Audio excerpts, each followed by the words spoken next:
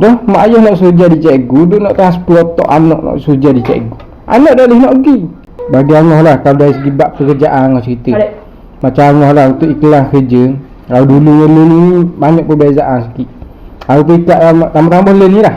Angah duk tahu nak kata budak lain ni bagi Angah kelapa manja sikit. Kalau satu lebihnya mak ayah lah, didikkan mak ayah tu.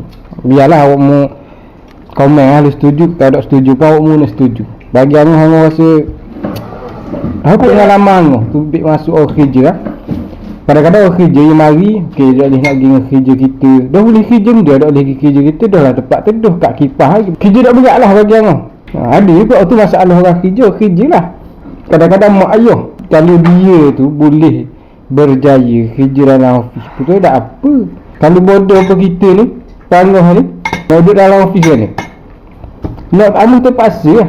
Bila kita tak boleh benda yang kita nak tu, mak ayah nak, bukan anak. Sebenarnya daripada silap mak ayah lah bagi Angah. Dah mak ayah nak suruh jadi cikgu, duk nak transport otak anak nak suruh jadi cikgu. Anak dah boleh nak pergi. Jadi bagi Angah, kalau habis sekolah apa pun, kalau anak ngadu gitu, bagi Angah sesuai mak ayah bagilah sikit. Okey, kerjalah dulu, carilah pengalaman dulu. Tu baru kena. Ni dah anak saya tak boleh lah, tak sesuai kerja gini.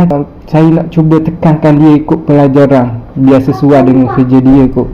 Maksudnya kerja office jabat lah. Kalau cerdik, kalau bodoh apa kita nak ada jabat kan, dua kaya jabat kat. Faham tak Angah ya? Setuju ngedak, Angah rasa kena setuju.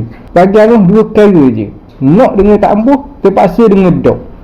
Kalau bodoh apa kita nak duduk ajar bak duduk gani, terpaksa kat buat kerja pergi ni pawah kampung.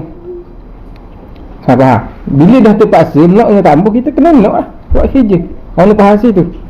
Apa tu, masa tu lah kita kena cari pengalaman. Bila mak ayah bagi dorongan kita gitu, suruh cari pengalaman apa gini, masa tu lah kita akan cari.